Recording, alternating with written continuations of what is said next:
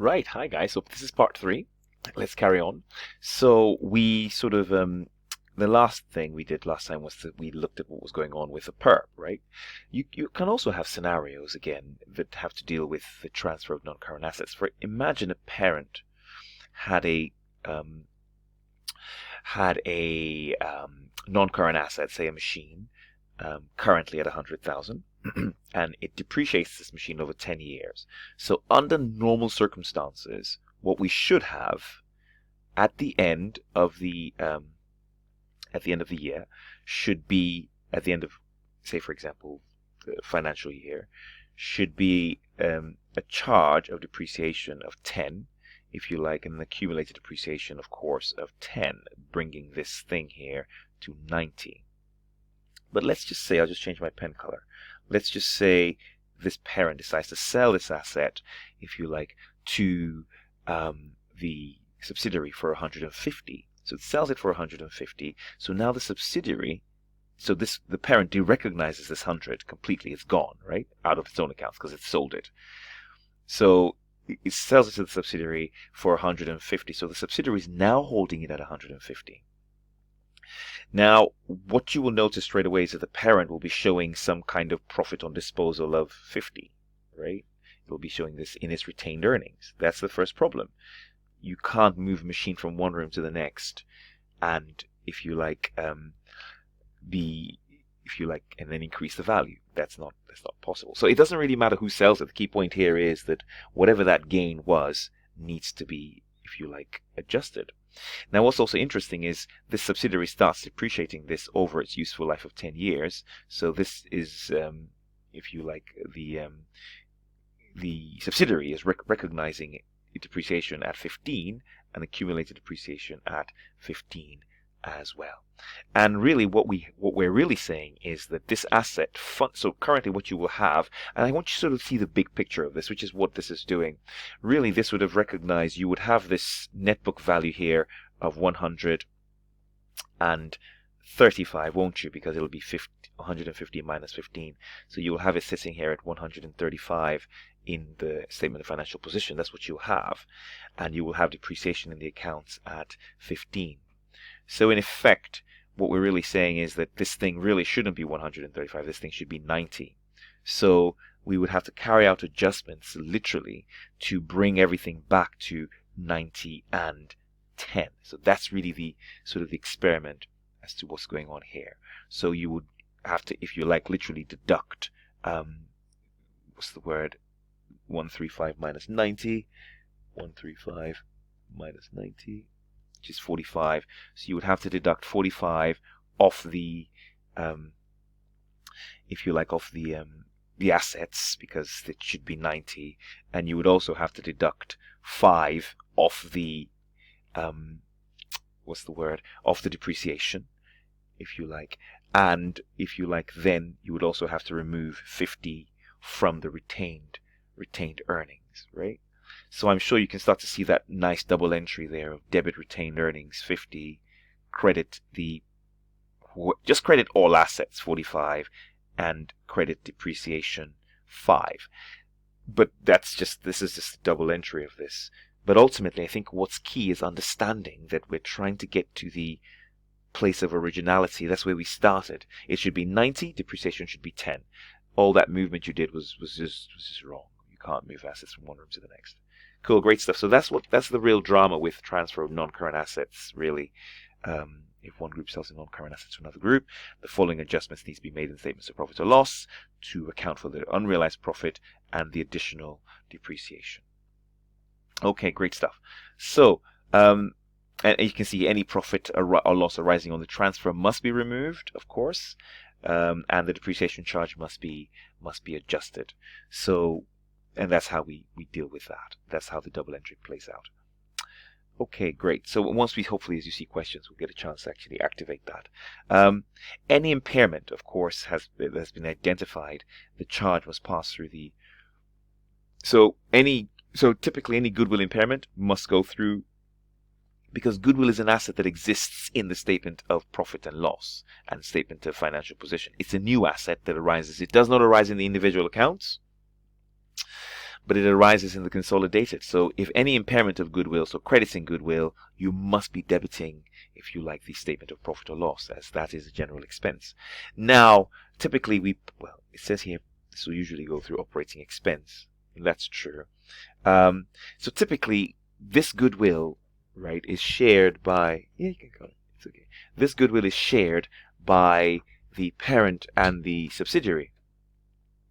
Typically, if the asset's been measured at fair value, right? Remember, this goodwill is really an intangible that is shared by both. So if there's any impairment, that impairment has to be shared by both. We do that anyway in working 3, so to speak, when we kind of credit goodwill and we debit working 4 and we debit working 5 with the share of that goodwill impairment. That's all we're doing here. We're just confirming that again. And here, all we are saying is that if we fair value, so when we come to working 2, typically when we fair value the net assets at acquisition, when we say, okay, this is what was 100, we now do the fair value adjustment. We take it from 100 to say 125. The thing up here, the asset involved here, maybe this asset was 300, has gone up by 25. IAS 16 says we still depreciate revalued assets. So if you're depreciating this over 10 years, the additional depreciation, of course, will be 2.5. So that 2.5 depreciation, I mean, it happens in working 2, but it must show in the actual, I mean, it's the same thing, isn't it? Working 2, this movement of retained earnings from one point to the next is really the consolidated statements of profit or loss. So we must see that adjustment going through, if you like, in the year. Right. Yes. Again, that's the main point, because we have additional depreciation as a result of the revaluation of that asset, don't we? So this is what I was saying here. It must include a depreciation charge based on the fair value of the asset included in the consolidated statements of profit or loss. And extra depreciation must therefore be calculated and charged to a category. So let's do the first TYU. There's a number of them, and we're going to do all of them. So let's start with TYU1.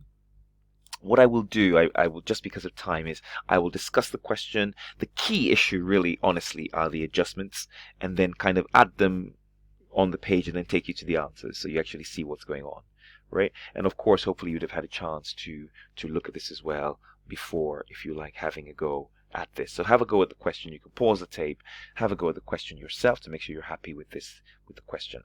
Okay, what do we have? Set out below draft P&L for Prunes and Sultanas. Sultanas is a subsidiary. Prunes own them by 75%. How do I know? It says you bought 75,000 of their shares, 100,000 shares, and that's S. Let's see what's happened here. So this could be straightforward. Let's see what happened here. So it says during the year, Sultana sold goods. So Sultana sold the goods to Prunes, if you like, for 20,000. So let's sort of come over here and sort of just say what happens here. So Sultana sold some goods to Prune for 20,000. The whole thing was 20,000, right? That's what happened. It says making a markup of 1/3. Making a markup of 1/3. So the sales of 20,000 is held at 1 point, right? It's a markup. So the cost is at 100%. So the markup is at the 1/3 of that. So that's really 133.333%, however you wish to look at it. So the question here is, therefore, what is the cost? So if you do 20,000, forgive me, divided by 133% times 100%, or divided by 1.33, you will get 15,000. So what you have is something that looks like this. You have 15,000 here, and you have, if you like, an overall markup of 5,000. I'll just change my pen. I'll change my pen color here. Now, there's no problem if we sold all the goods, but we didn't. The question tells us that what happened was actually, sorry, by the way, you only sold 20% of these goods, and 80% of these goods are still in inventory. So you sold this bit here, 20%, you're still holding 80%, so therefore you are still having 80% of this 5,000, if you like, as profit that's not been realized, sitting on inventory, moved from one room to the next. And that is, of course, 4,000. So I will have to adjust, if you like, the inventory with that sort of figure. So that's what's going to happen. So my inventory, or basically add that onto my cost of sales in effect, right? Because in my last video, I sort of discussed that. So that's that. That's the first thing. Then goodwill has also been subjected to an impairment review at the end of each year since acquisition, and the review of the current year shows impairment of $5,000. Put that through. Just put the whole thing through. Whack the whole thing through. And it says that recognize that as an operating cost. Impairment is to be recognized as an operating cost of put it through operating cost. So up here, I will put this additional 5,000 here, operating. So when I add these together, I will also add in a 5 in effect, in addition. And when I add these together, I will also add in, sorry, what was that? A 4. Yeah, right? So that's my kind of like, that was a working 1 and technically working 2, although I haven't physically done any working because it's almost just what it is. At the date, a fair value adjustment was made, and this resulted in additional depreciation charge. So they actually give us the additional depreciation charge. They tell us at 15,000, put this to cost of sales. So yes, as well, I have an additional cost of sales charge, call that working 3, of 15. And there I am. It says that Prunes values the non-controlling interest using the fair value method. So Prunes must take its own share. So for example, this is an important point. Here's the issue. The impairment in goodwill, right? Prunes owns 25% of this business, I believe. Yes, Sultana owns 25% of that business. So the goodwill was 5,000. So Sultana's, which is what that's a yes, it is 25%. Where is it? 25%? Yes, 25%. So Sultana must take responsibility for 25% of that. 0.25 times 5,000 is 1,250. 1,250. So whatever their profits are in the end, as in, if you like, from this subsidiary, we must take into account this 1,250. That's important. And Sultana also sold goods. Sultanas were the ones who sold the goods. So that perp really, in effect, is sitting in Sultana's profits, if you like. So, if you like, we have to think about that as well, if you see what I mean. Because they were the ones who sold the goods. Right. Okay, so so this is what I was saying. So what I'm going to do, just because of time, what I'm going to do here is take you here to see what's really happening here. So, oh, yes, sorry, I think I've forgotten one more thing. I've forgotten the actual sale. This happens, I do this a lot. The actual sale itself. So this was an intercompany sale. So they sold goods for 20,000. This has to come out, of course. You have to take it out, take out the 20 from both, right? So because Sultana is recognizing revenue that didn't happen externally, as is Prunes recognizing purchases that didn't happen externally. So we need to take out 20 as well from both ends. So taking us here, let's look at that. So you have that minus 20 minus 20. That's the plus 4. I'll show you that in a second. And that's the plus 15. That's the fair value adjustment. Now, operating expense, there's 93 plus 45, and that's the impairment. They tell us, right, we've whacked the whole thing through. This finance cost, they don't tell us it's as like between the two, so that's normal. And that's the income tax expense, and then just add all the rest through. So really the key questions or the key issues were, if you like, what was going on here. The 20s for the trade, the 4 for the perp, the 15 for the fair value depreciation. They tell us that. The 5 for the goodwill impairment. The whole thing we put in through. Now, let's come to working 3. And this is what I was picking up on, a number of things. So, I mean, you can see what they've done here. Really, they've sort of put it all together. And I was trying to highlight this maybe in class last time, that's the subsidiary profit 18. Now, the subsidiary, the non-controlling interest gets 25% of this 80. Imagine this is working 2. What you would have done under normal circumstances with working 2, I'll just come here. This is where I say this is important, where this looks a lot like the statement of financial position. In working 2, you'd have said net assets at acquisition and net assets at year end, and you would have had 80. You would have then said, oh, you've got this perp that you need to deduct for, because of course your retained earnings are showing this for. And you would also have said that the goodwill, the depreciation of that asset, remember it was the revaluation of the subsidiary. Where is it? Here it is.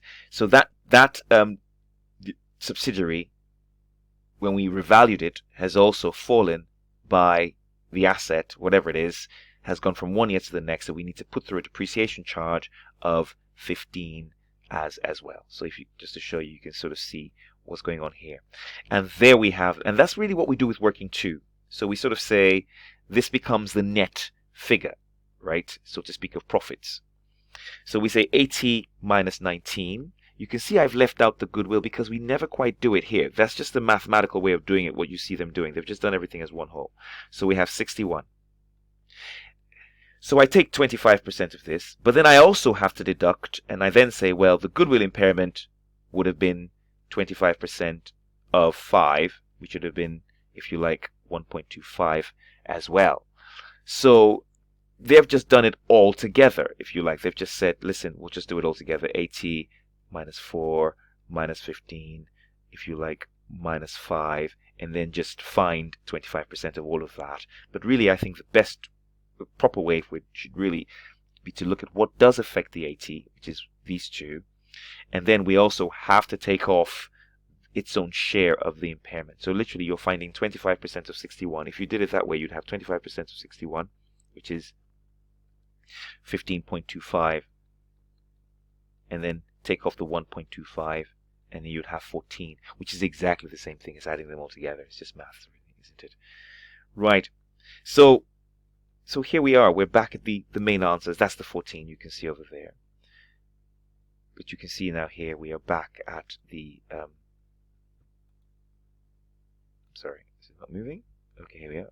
Oops, how did that jump there? Wait, 1 second. Let me just see. Wait, 1 second. Let me just get here. So key point here is there we are. So you can see here, then what I now do is I take that 14 off the profit for the year to get my kind of what's attributable to my parent and what's attributable to my non-controlling interest. Right, great. So practice that and work on it. It just takes a bit of time, and you work through it, and you should be all right. Okay, great stuff. I'll see you in the next TYU.